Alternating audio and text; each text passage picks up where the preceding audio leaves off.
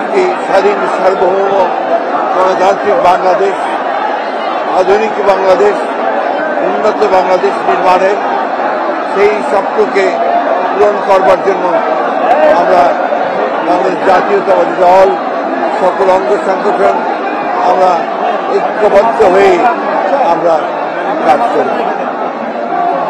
আজকে এই মহান নেতার জন্মদিনে বারবার করে আমাদের মনে পড়ছে যে এই নেতা যদি জন্ম না হতো তাহলে বাংলাদেশের স্বাধীনতা অবশ্যই এখন কি অবস্থায় যেত এটা আমরা ঠিক জানি না।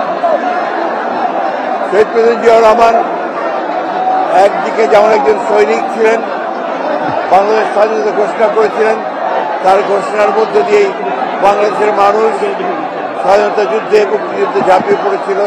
ঠিক একইভাবে 1975 সালে সিপাহী জনতার বিপ্লবের মধ্য দিয়ে তিনি যখন রাষ্ট্র পরিচালনার দায়িত্বে এসেছিলেন, তিনি বাংলাদেশকে একটি আধুনিক সমৃদ্ধ বাংলাদেশ নির্মাণের জন্য অতি অল্প সময়ের মধ্যে সমস্ত ক্ষেত্রগুলোকে নতুন সংস্কার করে তিনি দাঁড়িয়ে কাজ শুরু করেছিলেন এবং তিনি প্রথম বাংলাদেশে যে সংস্কার অর্থাৎ একদলীয় শাসন ব্যবস্থা থেকে বহুদলীয় শাসন ব্যবস্থাতে নিয়ে আসেন। তিনি প্রথম যিনি একটা বদ্ধ অর্থনীতিকে, ভ্রান্ত সমাজতান্ত্রিক চিন্তার যে অর্থনীতি ছিল তার থেকে মুক্ত করে তিনি মুক্ত বাজার অর্থনীতির একটা পরিকল্পনা চালু করেন। তার সময় অল্প সময়ের মধ্যে কৃষিতে বিপ্লব হয়েছিল।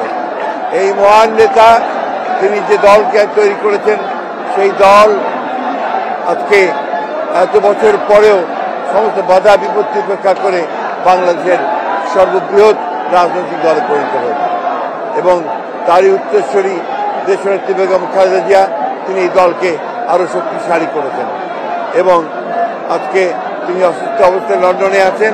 আমরা তার আরোগ্যের জন্য, আরোগ্য লাভের জন্য দোয়া করছি।